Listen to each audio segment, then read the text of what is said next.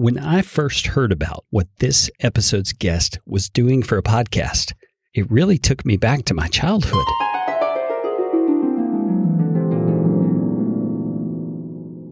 Now, the rest of the story. Eugene Wesley was a small boy, but he was outbound on the adventure of a lifetime. He could feel the ship. That's the voice of Paul Harvey, and naturally, he was the host of the rest of the story. These cool, kind of behind-the-scenes stories of common things you knew about, or people, celebrities, and the story of how something in their life happened. It usually was surprising, a bit quirky, and sometimes very unexpected. Now that I've set the stage pointing back to Paul Harvey, you'll understand why this was particularly intriguing to me. From starting out as eye protection against snow blindness to helping pilots navigate the skies without being blinded by the sun, the subject of today's episode not only protects your eyes, but has also been a staple of fashion for centuries, as it turns out. You're listening to The Story Behind, the extraordinary history of the ordinary. I'm your host, Emily Prokop, and this is the story behind sunglasses. I think Emily's podcast has that same flavor and approach as Paul Harvey's radio show of years gone by. And I think it's possible it may have the same kind of lasting memories. That's because it's got that unique spin where it's teaching you about something you already know, except on a deeper level or a behind-the-scenes look. If you haven't heard the story behind, you've got to go and check it out. I thought it would be fun to hear how Emily's journey has taken her to, first of all, the publication of a podcast like this, and then secondly, to what that podcast has accomplished for her. Stick around. We're going to have fun hearing Emily's podcaster story.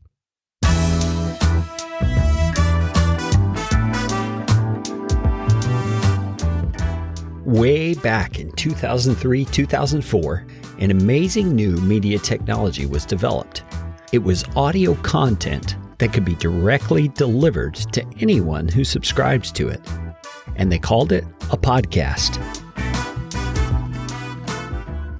Since that time, podcasting technology has improved, and the number of shows have increased exponentially. In these special edition audio sessions of my show, Podcastification, I feature the stories of the people who have found success creating their own podcast. And I'm calling them Podcaster Stories.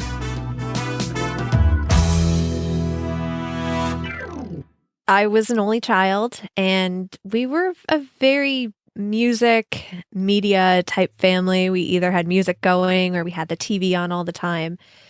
My parents were so into TV and movies and music and stuff that it came into my life a lot, and it pretty much influenced wanting to be in plays and wanting to perform and wanting to sing and wanting to make fake radio shows. And then also even wanting to become a writer.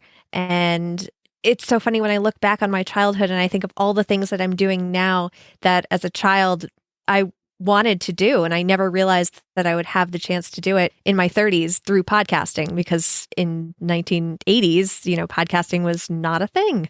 Yeah.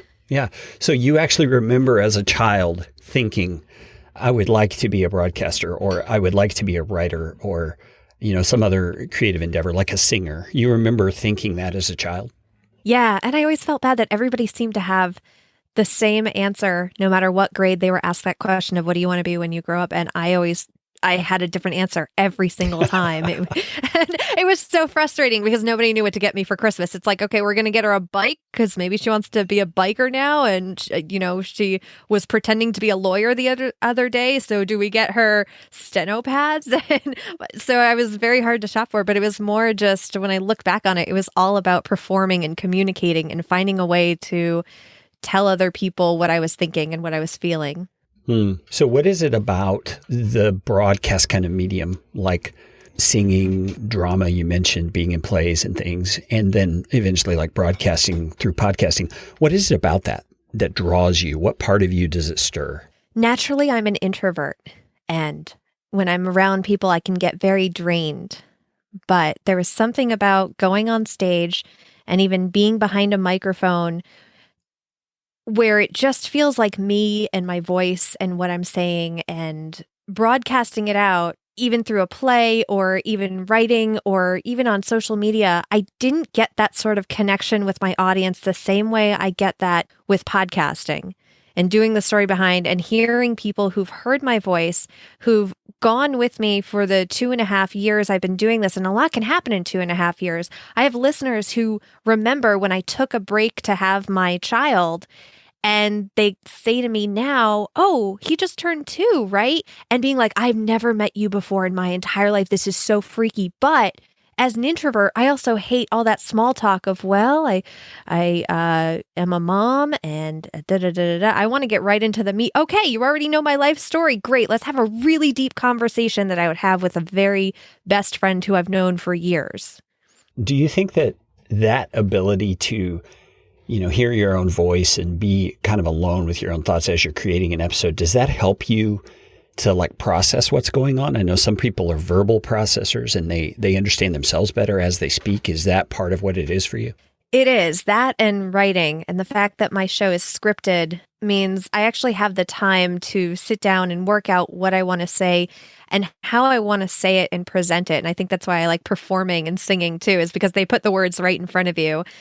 So talking off the cuff for me, I've always been a lot more uncomfortable. And I think that's where the introversion comes in. But at least this, and even going to podcast editing, it means that I can actually say what I want to say without worrying how I'm saying it, because I know that I can either make it sound right when I'm writing it, or I can make it sound right when I'm editing it later. And I think having that power has helped me so much to actually come into the person that I'm becoming and who I am. So it's been a confidence builder. Oh, yeah. Yeah.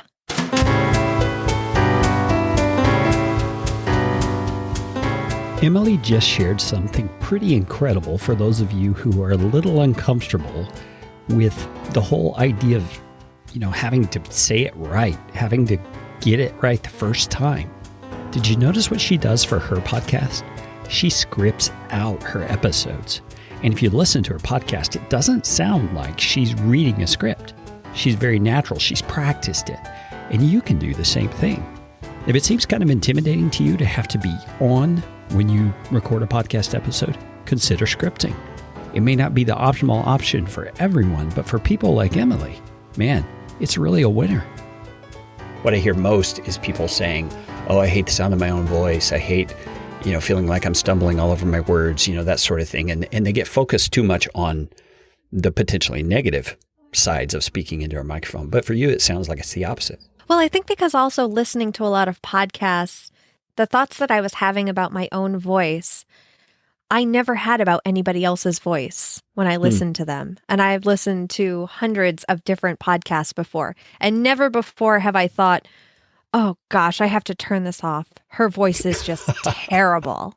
I've never thought that. And even if I did, I wouldn't even blame the voice itself. I would blame a terrible connection over Skype or something like that. I wouldn't necessarily blame the person. I've never met a person in real life and said, "Oh gosh, I can't listen to their voice."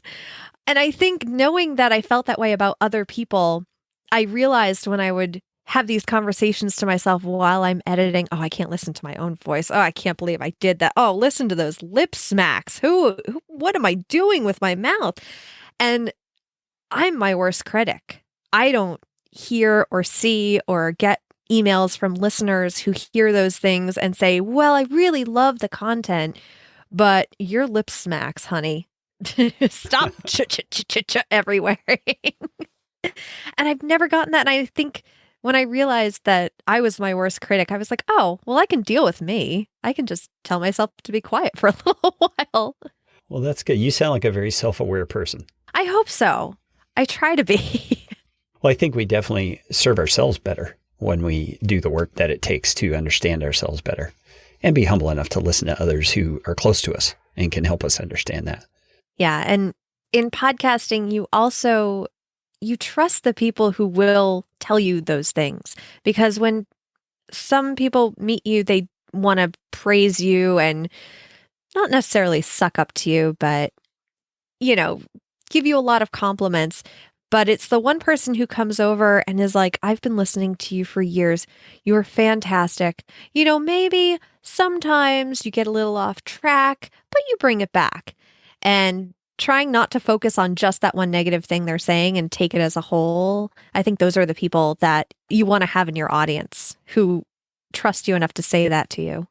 Exactly. Where in your life journey did podcasting come in, and how did that happen?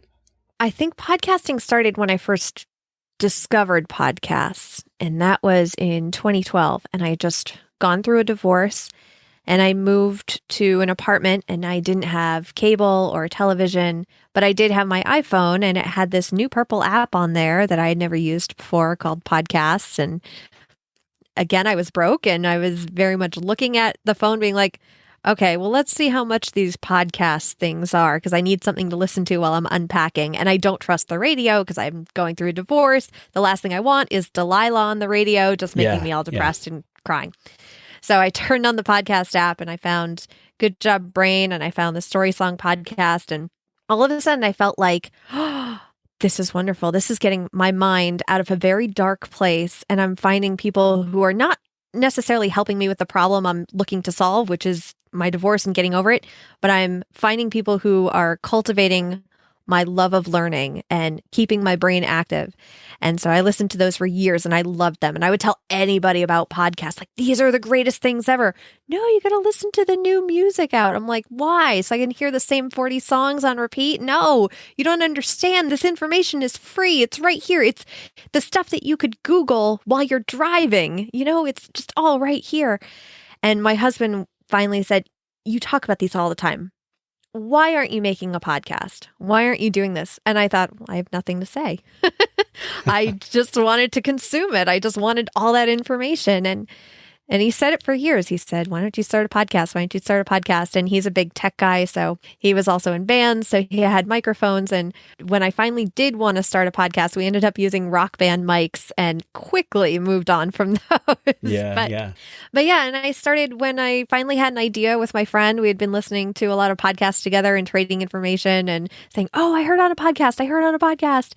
And we got to a point where, why don't we make a podcast about this? Why don't we make a podcast about the stuff that we know and the trivia? And we like to drink wine and eat some cheese. Let's throw that into the podcast too. And we made the ultimate hangout podcast of drinking and talking into a mic. And then that went on for a year, and then it folded. I always say it folded, but it was one of those things where we both ended up having different ideas in mind, and he lost interest. And I was very heartbroken when that happened because I fell in love with podcasting, and I fell in love with the community, especially. I think had it not been for the community, it would have been one of those hobbies that I did for a little while and I got mediocre at and then kind of put down and said, oh yeah, back a few years ago, I used to play guitar. Yeah, here and there. And I was worried that I was going to be able to say that about podcasting. And I had podcaster friends reaching out, tagging me on Twitter saying, when are you coming back? Get back behind the mic. You don't need your co-host anymore. Come back. We miss you. We want you behind the mic. We don't care what you do. This was actually Nick from Epic Film Guys who he basically started a campaign. He even did a countdown of, how many days it's been since we've seen Emily. And it was just, to have somebody do that who I've still never met in real life. I mean, how could I leave that world? Yeah. Isn't that amazing? Yeah. And then finally, when I had the idea for the story behind, I was pregnant and I had a craving for pink lemonade. And I went to the store and I came back and I looked and I said, they don't make pink lemons. And I went and I looked up the story behind pink lemonade. And I looked around. It was my lunch hour at work. And as soon as I found out, there were two really interesting stories. So that's where the brainchild behind the story behind came from, was you looking for pink lemonade. Yeah. Yeah, I looked up the information and I got it and I looked around, and because it was my lunch hour, all of my coworkers were out and I had nobody to tell. And that's when it hit me. It's like, if you're looking around for somebody to tell something to and you can't find anybody, that's when you grab a microphone. That's when you start a podcast. And that's what I did. And by the time my lunch hour was over, I had the cover art. I had the story behind. I think I bought the story behind podcast.com. And I was like, oh, how am I supposed to go back to work after this now that I have this amazing idea for a show? And so was that your very first episode, was the story behind Pink Lemonade? It wasn't. I didn't even talk about Pink Lemonade until episode 30. Wow. And it was in a tiny little snippet because for episode 30, I just did 30 random facts. And one of those random facts was about the 2 origin stories of Pink Lemonade. Interesting. So what was your very first episode of the story behind? I did the story behind the theremin, which even though the tagline is everyday objects, it's not necessarily every day, but Halloween has always been my favorite holiday. And I wanted to launch the show on Halloween. And I say launch in quotes because as podcast editors and producers, we know there's really no like launch day. It's kind of a launch month launch weeks. And I did the story behind the theremin because it was so interesting when I started to learn about the man who invented it and how he came over to America to promote this brand new instrument. But really, they didn't find out till decades later that he came to America as a Russian spy. And I was like, this is incredible. No, I've never heard this story before. And so I made that my first episode. I made it a little bit overproduced than what I do now. I think I wanted to try and make it more like This American Life and in a narrative way with some more clips. And because it was the theremin, it was nice to be able to lend itself to sort of theater of the mind of getting that theremin spooky sound in there. And then I realized as I was finding more and more actual everyday objects, I don't necessarily have to be as creative with them because the story sort of tells itself and it doesn't need the extras sometimes. Now, I didn't want to stop you because that's all just fascinating and I love hearing your enthusiasm about it. But I'm one of the people you're going to meet who, though I'm a musician and I'm musically inclined, I have no clue what a theremin is. Can you inform my ignorance? Oh, yes. The theremin is that it's sort of a box. The music is made with the electromagnetic waves and you wave your hand over it. And as you wave your hand over it, it makes this eerie, spooky sound that you would hear in sci-fi movies in the 50s of like, you know, I would imitate it, but I don't know if my microphone would be able to take it of just and now you have that sound bite for the rest of your life. I'm sorry. Well, that is really interesting. So what, other than the fact that you wanted to launch it on that particular date, made you think this is a great topic for a first episode? I loved the story. I was so blown away by the story. And it was also, I had researched the first 5 episodes and all of them were fascinating to me. So it was very hard to pick the number one. And I think on that day, that was technically my number one, but I launched 1, 2, and 3 on the same day. So there was the theremin, there was Sugar Skulls, and Dry Ice. Dry Ice was the other one. So I kind of did a spooky theme around that. That is really interesting. I love the way you combined those themes into kind of a larger, broader theme for the date that you were launching. That's really cool. I love when I can do that because when I can be timely with episodes, it also ends up helping with marketing because people are searching for podcasts or any sort of information on the subjects that are maybe around that day. Yeah, that's a great point. I think that all of us as podcasters need to put some more thought into because there are likely topics surrounding whatever we talk about that do have an annual cycle to them in some way. And if we can discover that and publish content around it, it would definitely help for the exposure of our shows. Yeah, one of my favorite things to look at are calendars of this is National Teddy Bear Day. Yeah. And having that in my mind where, okay, Saturday is going to be National Teddy Bear Day. Most likely on Twitter, that's going to be trending as a hashtag. And if I can come out with a show relatively around that time, that hashtag can help me market that show. And I'm not necessarily making the show specifically to market it, but having those options. There are so many different days of the year that's a national whatever day or international something week. It's so great for my show to be able to look at those ahead of time and then look at the stories behind them and say, oh, I have never heard this before. I bet my audience would love this as well. You're planning ahead to elevate people's awareness of your show. And in this case, it is specific to your show. But there's a method to that madness. It's not that you're just trying to catch any old listener. You're trying to catch people who specifically will appreciate the kinds of things that you podcast about. In your case, it's the stories behind everyday things or topics or phenomenon that we see in our culture.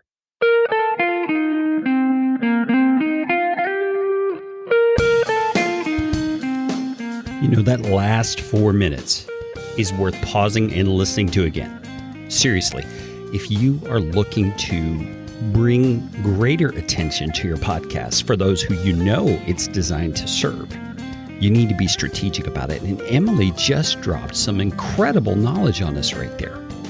Her savvy at looking at the actual calendar and looking at holidays and events and special things and declarations about days. I mean, I never would have thought of that kind of stuff. But man, what special days are there that might appeal to your audience? I think there might be technical tools based on AI and stuff out there that would help us to figure that out a little better. But even regardless, just plain old common sense would help us tremendously in that. Emily, man, thank you for such a great insight. Let's get back to Emily's story. Let's hear some more of what this savvy gal's got to say. Let me ask you for some advice that you would give to someone, say they've already got a podcast going, but they're struggling to know how to be strategic about this, how to plan better for the publication of their show. What sort of advice would you have to give them? Know your audience. Know them so well. And when I say audience, I don't just mean overall. I mean, find individuals who are the most active in your Facebook group, who always respond to your tweets, who you find in your DMs, and who are the ones who email you if you put out a call to action on your show. Find them, get to know them, and ask them what they're looking for, what they're looking forward to. In my case, when I was being offered the book contract, and I wanted to make sure that I was going to write a book that my audience was not only going to read, but also recommend to their friends, I went into my Facebook group and I said, what kind of books do you guys like? And I was able to look at those answers and actually pinpoint, okay, my listeners like short chapters, they like more casually written books, and I knew what to create for them. Yeah, knowing your audience is, I think, vital. I mean, how do you know who to speak to and how to speak to them if you don't know who they are?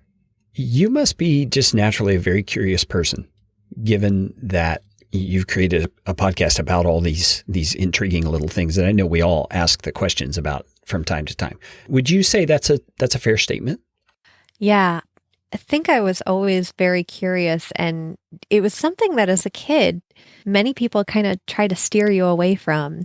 And it's one of those things that I love seeing in my own kids and bringing that out. So I think curiosity, if you have it as a kid, it's very sad to let it go. And finding it as an adult, and which is something that I feel like I found with podcasts, is my natural curiosity come back. That's what I hope to do with the story behind. And that's why I make it for all ages, so that everybody can listen to it in the car. I think being able to cultivate that curiosity, that's how things evolve.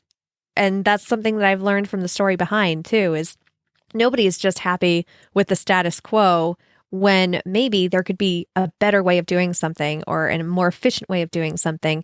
And it's because these inventors were curious enough to wonder that question, is there a better way? That we have these everyday objects that are so ubiquitous now, but at the time that they were invented were so controversial or ingenious or something that nobody had ever thought of before. You know, the fact that Emily scripts her show has made me mindful of some of the things I notice in my clients' shows that either serve or detract from the enjoyment that their audience will receive from listening. Let me give you a couple of tips of things I hear that I feel like shouldn't be done. First of all, is just the obvious, the ums and the uhs and all the filler words. Of course, they lend to authenticity, but they also can be distracting. And then, how about this? When in your pre-interview, you give your guest bio, and then the first question you ask is, tell us a little bit about yourself. I mean, didn't you just do that? Why would you want that in there twice? Figure out where you want it to fit and do it there once. Don't make your audience listen to it again, for goodness sake. And then there's things you could add that will spice up your show and make it more engaging for your listeners. One example of that is what I would call catchphrases. One of my clients, Scott Volker, always says, take action. And he's made that a mantra of his show. His audience knows it. His audience uses it. His audience hashtags it. I mean, all kinds of amazing things you can do if you're just thoughtful about this stuff. So friends, hey, take some time to be intentional about your show like Emily has been.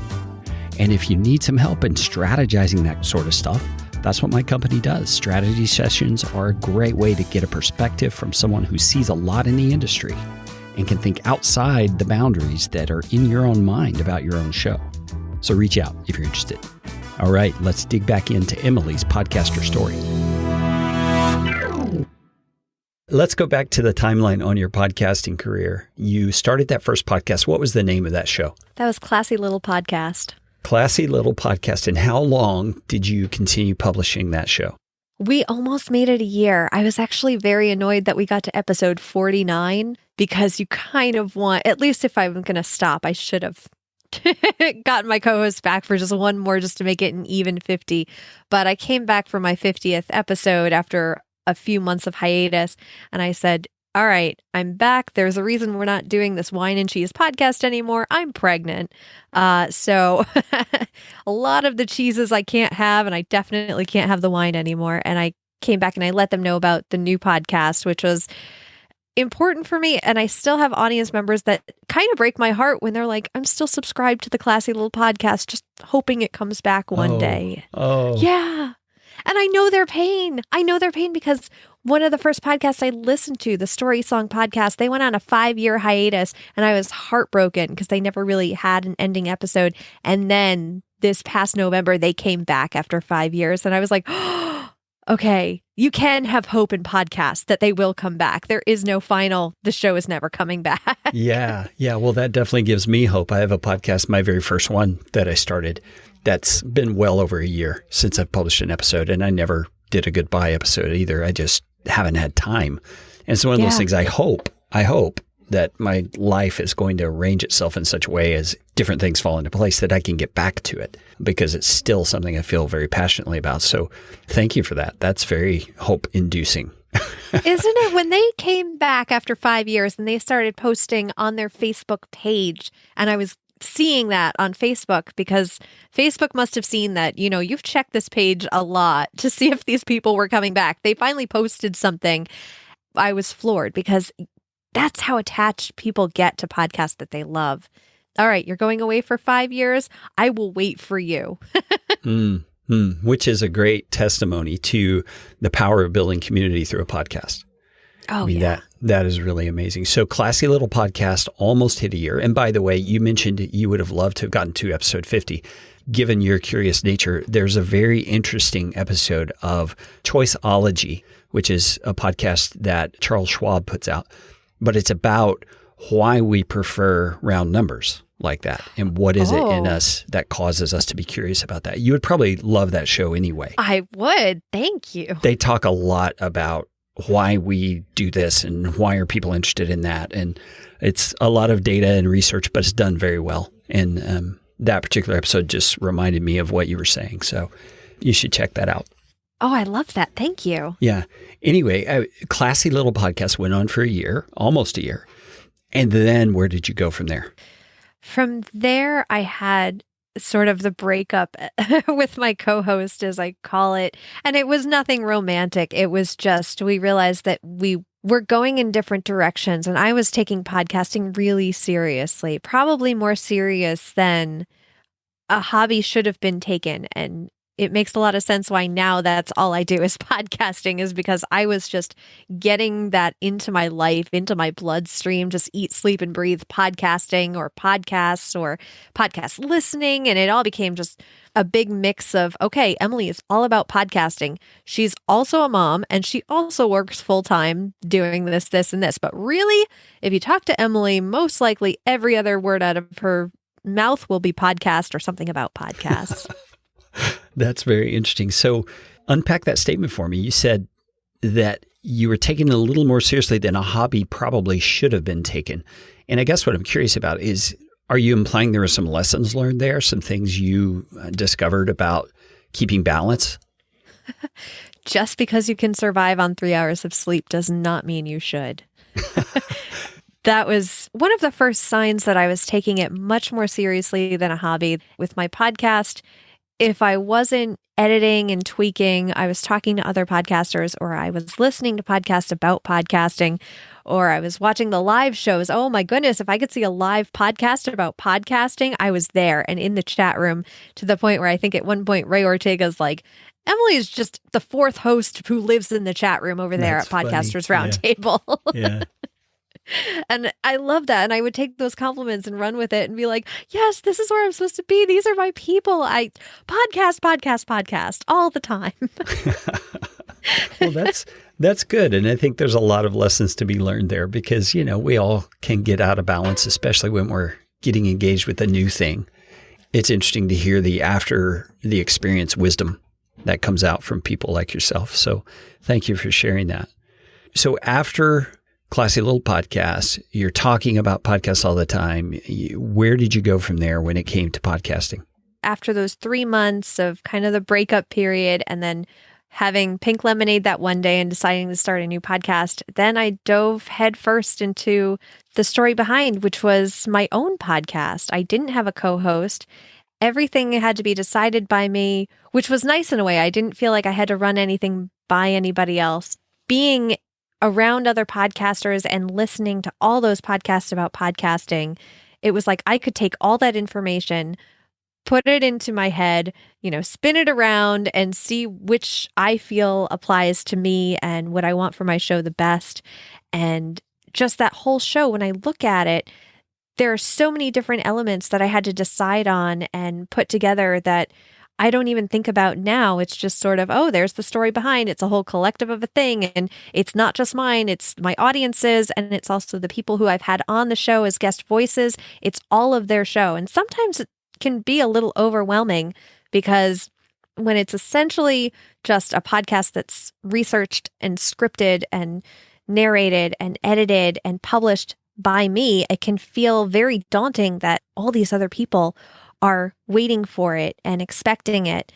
But when an audience loves you and really loves your show and loves what you're putting out, as long as you're open with them about what's going on, they are the most supportive people in the whole world. And those who aren't, and maybe you don't jive with them, they kind of show themselves out. I haven't had a bad interaction with somebody who's like, I hate the show. I hate it so much and I'm leaving. They normally just kind of see themselves out. Maybe they leave a 1-star review, but it's like, this isn't what I'm doing my show for. I'm doing my show for the people who are around and who show me support and who I want to support as well. So you've been publishing the story behind for how long? Oh, October 2016. So 2.5 years. Okay. So 2.5 years. And in that 2.5 years, kind of walk me through the stages that you've seen the show go through. I mean, we all start out there with nothing published, and then we start out with usually a bulk drop of 3 or 4 episodes. You mentioned 3 earlier. So was your goal to publish an episode a week at that point? It was funny when I first wrote the script. For anybody who is looking to do a podcast that's scripted, the amount that you write is very different from the amount of time it takes to say it. So when I wrote the whole script out, I thought it was going to be a 20-minute episode. That's a great length for a podcast. A lot of the podcasts I listen to are 20 minutes. When I read it and then edited it down to take out all the mistakes, it was 8. Yeah. And I thought, what? No one's going to listen to an 8-minute podcast. What is that? That's ridiculous. And so after I recorded a few and I realized they were all in the 5 to 10-minute range, I really had to question, I know there are shows out there that do this, but I don't necessarily know of any ones that are specifically history-based, because the history-based podcasts I knew were very long. Yeah. Some of them were short. There is History in 10 Minutes, and I did love that show a lot, but that was really the only one I knew of that was super short. And so when you're starting out, you're looking and comparing and looking at all these other shows. Is this right? And that's also what I hear from clients is, am I doing this right? I don't see anything else like that out there. And I think when you're a podcaster, when you're a beginner podcast, if you don't see something out there that you want to listen to and you can make that show, that's when you know you have to go out and buy a microphone. Yeah. Yeah. And they're not that cost prohibitive anymore. There's some really good microphones for under $60. It's really Oh, yeah. I've been using my ATR 2100 this whole time for all 4 years. I've been behind the microphone. It's been an ATR 2100. Yeah, that's a great microphone. And now the Samsung Q2U is just a really good alternative to that. That's very inexpensive. So as you began doing your show and you kind of settled in your own mind that this shorter format might be okay, where in your curve, your growth curve, did you see the numbers really starting to take off? I really haven't seen it. It's all been so very gradual. The only time I saw a significant jump was the week after the Webbies were announced and I was announced as a nominee. Then I saw a jump of about 20%, but I don't know if that's a permanent jump. So I can't really tell. Yeah. Well, let's walk it through then. So you've seen this gradual growth all the way. I mean, obviously you started out at 0, and by the end of year 1, where were your numbers? All right. So after a year of podcasting, my month would be in the 6,000 to 8,000 download range. And that also includes a lot of back episodes, which at that point, after a year, I had 100 episodes. So that's 100 episodes, back episodes. My anniversary episode, episode 100, which was the story behind musicals, I saw a huge jump in that. But that was because so many people were talking about it because I sang the whole thing. Oh, yeah. Yeah. And they were like, I can't believe she did this on a podcast. I can't believe she made up this song about the history of musicals. And then she sang it, where so many people are like, I can't even stand the sound of my talking voice. How could she sing it? And for me, singing is like, no, the words are right in front of me. I know the melody. I might as well just sing it into a microphone. What's the worst that could happen? Yeah, exactly. So somewhere along the line, your podcast led you to some unexpected opportunities. Can you unpack for us what are the things that have come about from your podcast? The first thing that happened was I got an email from the Academy of Podcasters once I had gotten back from maternity leave. I got it the day I got back from maternity leave. And they said that my show, The Story Behind, had been nominated for an Academy of Podcasters award. And I looked at the date of when those award ceremonies would be, and it was at Podcast Movement that year. And I realized, oh my gosh, I used all of my time off for maternity leave that now I can't go to this award ceremony where my show is being honored or at least nominated, and it might not win or it might, but the fact that I can't go to this because of this 9-to-5 job, I mean, not only was there the award, but it was also something that sparked in my brain that says, this is what I want to do all the time. These are the opportunities that I want to be able to take. And I'm sitting behind a desk and that's okay, but I'm not getting the satisfaction that I do when I go home and I edit for 8 hours and I forget to sleep. So that was a big thing, was getting that email, and not just because of how amazingly honored I felt getting that award nomination, but because of what it sparked in my brain. And it made me realize that podcasting is really what I want to do and where I want to be and the people I want to be around. And then I would say after a few months and I found out that I was getting laid off, it was sort of a blessing in disguise. Maybe a week later, I got an email from a publishing company, and they had listened to The Story Behind, and they heard these 5 to 10 minute episodes. And when the woman emailed me, she said, you know, your episodes would be perfect as chapters in a book. And I had never thought about that before. No matter the fact that I wanted to be a writer ever since I was in 7th grade, it never occurred to me that as I was writing these scripts for episodes, I was writing a book. And I had always thought, well, I don't have time to write a book. I have a full-time job, and now I'm a mom, and now I'm married, and I have a house to take care of. I don't have time to write a book. Apparently I did. And it was podcasting that showed me that I have these talents, and yes, I'm using them for podcasting right now, but I can also use them to actually fulfill this dream that I've wanted since 7th grade. That is just super cool. So a book deal that came out of it, as well as the honor of being nominated for this award. And then just most recently, you were nominated for something a little bigger than that. Why don't you tell us about that? I was nominated for the 2019 Webby for Best Series in Podcast, and I was up against some pretty big shows. Yeah. I was up against Serial, In the Dark, Slow Burn, The Habitat, and these are all big company produced. This was Gimlet Media. This is American Public Media, Serial itself, Slate. These were big shows. And when you look at the numbers and when you compare the numbers, my show was a tiny fraction of what these shows were in terms of audience size. But when I was able to make that announcement that I was nominated for a Webby, that's when the side of podcasting that pulled me in to begin with, that's when they came in full force behind me, and they shared that link so hard, harder than me on some days of just vote for Emily. Emily's show is independently produced with just her doing all the things. And I never wanted it to be a David and Goliath type thing. But the fact that the independent podcaster community and then podcasters who I had respected and learned from, they were saying these amazing things about me on their podcast. It was just mind-blowing.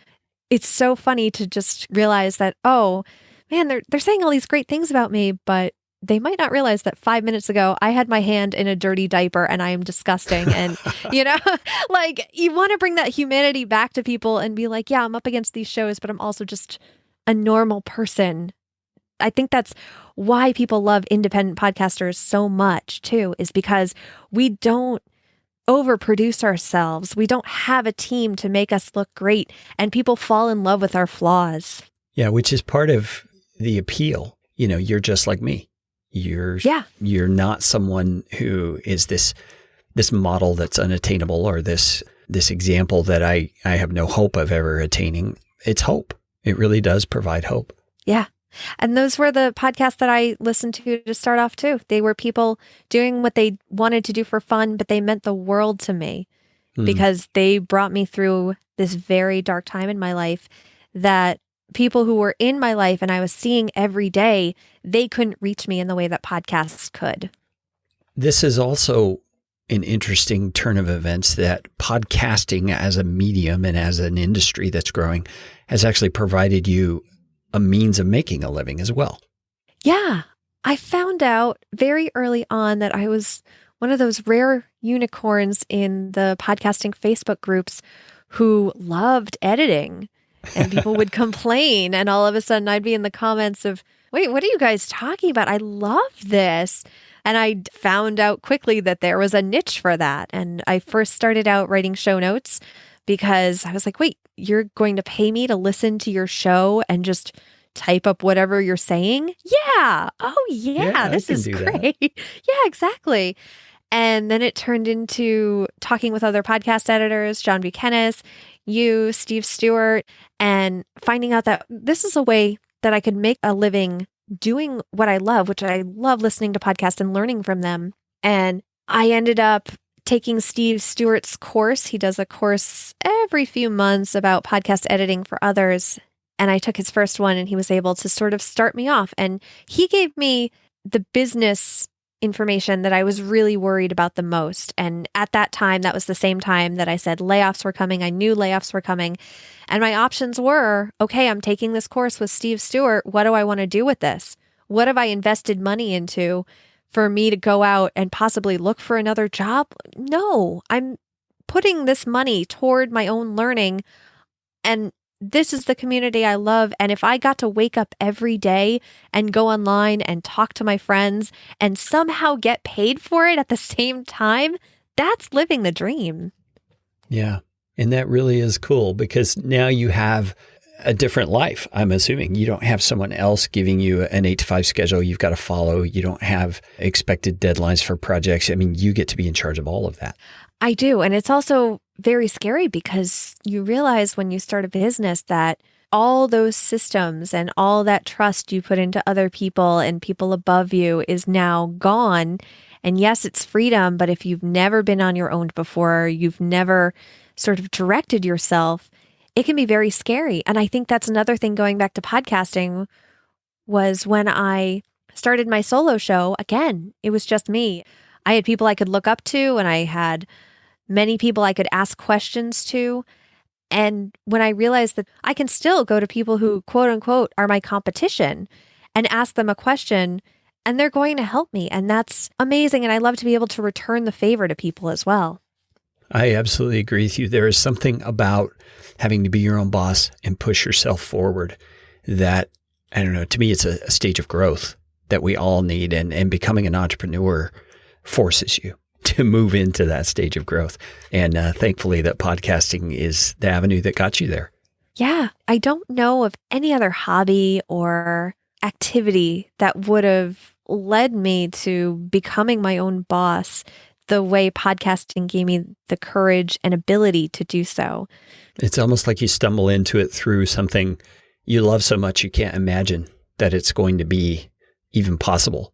Kind of like a kid who dreams of being a professional baseball player and never in his wildest dreams conceives that it can even be true. But it turns out he has the talent, he has the open doors, and sometimes the things we love really do turn out to be the things that support us. It does. And even when you're doing podcasting as a hobby, you are still picking up such valuable business techniques like marketing and putting yourself out there and not being spammy or gross, or learning to get feedback and actually use it constructively. And you're doing all that with a podcast that maybe you just wanted to do on the side. But then when it came down to starting a business, all of a sudden the business coaches and the business books I was following, they're saying, find your ideal client.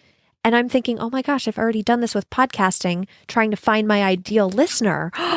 Oh my goodness. The overlap is just amazing. It really is. It's one of the only industries where doing the work actually equips you to do the work better, I think. Yes. I found that in my own business. You know, we started obviously with one client, and within just under 3 years, we're pushing 40 clients. And I think it was only because I was learning how to market and build a business by doing the work that I'm serving others with, you know, because I got to hear their expertise as I'm doing work for them. It's almost like my clients were training me how to run my business. Isn't that funny how that works? And it also interests me that sometimes you find clients and they bring you podcasts that maybe you normally wouldn't have clicked on if you were listening to a podcast app or trying to search for some information on Google. And all of a sudden, this podcast that you're editing, at least for me, sometimes it comes along at just the right time. Like I edit 2 financial podcasts, and because of editing those, my husband and I were able to pay off his college loans. And that's all because I edited those podcasts that I normally wouldn't have clicked on in my podcast app. I have a client who does a show about e-commerce, so selling private label products and those kinds of things, building your own web store, that kind of stuff. Well, that does not interest me at all. I have no desire to do that. But the principles and the business systems that he shares for people in those shoes educate me while I'm working on it, because I can easily transfer the concepts to what I'm doing in my business. It's just phenomenal. You're right. I never would have chosen his podcast, but man, I'm so glad I get to work on it. I know.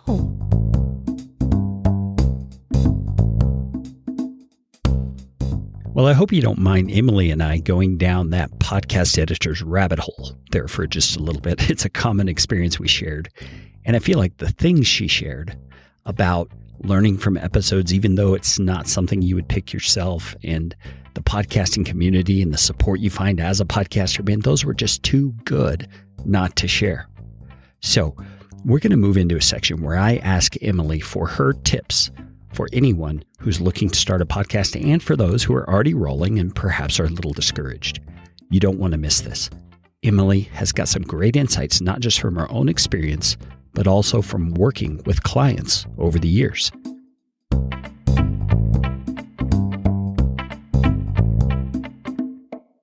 If you knew that right now you were speaking to someone who is considering doing a podcast, but for various reasons has objections in their own mind as to why they shouldn't, what sort of comments or advice would you make to that person? I feel like there are 2 answers, because there's the answer that I really want to scream at them. It's like, if you don't have the passion to get behind a microphone, then don't do it. But at the same time, you also want to be nice to everybody and let them know that their voices are important. It might not be a microphone that they need to get behind. It might be a laptop they need to get behind to write a blog post, or it might be a video camera. If they're not, I don't know, if they're not comfortable behind a mic, maybe they're comfortable in front of a camera. Who knows? But really, I would look at them and say, find that passion inside of you of the thing that you cannot wait to tell people about. And just get behind a microphone and press record. You don't have to publish anything that you record if you don't want to. But if you feel like there's more than just one or two people in the world who need to hear that message, go press publish, because that message will find somebody who needs it. That is a great piece of advice. Now, let's imagine that there's a person who is starting a podcast. They're committed. I'm going to get this done, but they are brand new to podcasting. What advice would you give to them? Start slow, grow slow. Don't take shortcuts, because if you take shortcuts, and this is a quote I heard recently and I loved it, if you take shortcuts, sometimes you get to your destination way before you should and you're not ready to handle it yet. So be prepared to take it slow and learn along the way. Always be comfortable learning, always be comfortable asking for feedback and taking it constructively, because you're going to learn more doing in podcasting than you are watching or comparing, especially. Just focus on doing your podcast. So when you say comparing, you mean between your show or practices and what you're seeing someone else do? Right. I think that's one of the easy downfalls beginning podcasters will find themselves in, is asking about numbers and worrying that their show or their numbers aren't measuring up. And if you really want to dig deep into those numbers, look at shows similar to yours. Don't look at the big shows. Don't look at what advertisers are looking for. Look at shows and talk to people who are on the same level as you, who are also maybe around episode 10, or also maybe just starting out in the podcasting world. Make friends with those, because those are going to be the people who are going to be your network and who are going to support you later on. And 4 years ago, I'm still friends with so many of those first podcasters I ever met. And we've all gotten our shows up in not only audience members, but in engagement. And we've all found that, you know, this isn't just a hobby for us. This is a passion that we're really into.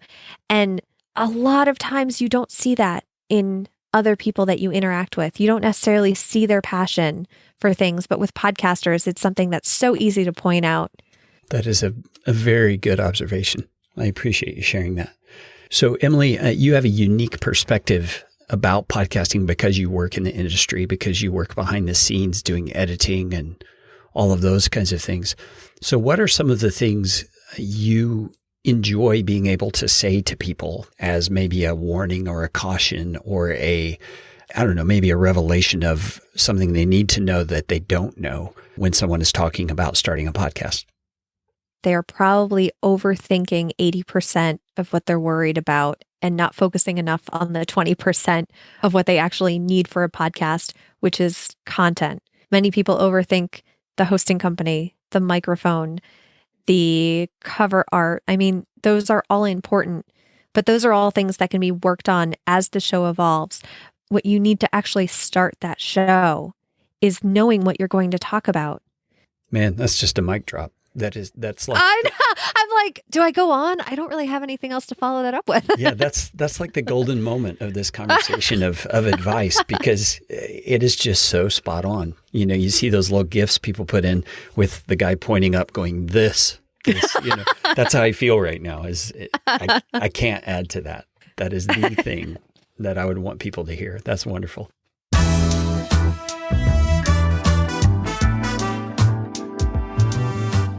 Well, I hope you have enjoyed learning a little bit about Emily and the story behind podcasts. You can find out everything about her show at thestorybehindpodcast.com. And if you're interested in her audio editing and show notes services, though I'm not sure she does show notes anymore, you can ask her about that. Her podcast services are found at epodcastproductions.com. And I also want to give thanks to the folks who have provided the music for this episode. 4 different tunes that were used here. First of all is the theme music that you're listening to right now. It is called Shaving Mirror, and it is created by Kevin MacLeod of Incompetech.com. It's licensed under Creative Commons by Attribution 3.0. There's another piece that Kevin has penned at 47 minutes into this episode called Plain Loafer. It also can be found on Incompetech.com, licensed under Creative Commons by Attribution 3.0. And then 2 other pieces of music at 7 minutes in. It's called I Like Peanuts. And at 19 minutes 37 seconds, you hear Smooth Jazz Night. These were created by an incredible guy, very generous, named Jason Shaw. Jason runs a website called audionautics.com, and everything you find there is, first of all, pretty incredible in its musicianship and in the production value that you find on the tunes. But they're all absolutely free as well. You don't have to attribute him at all, though I love to do it because I just want him to get credit.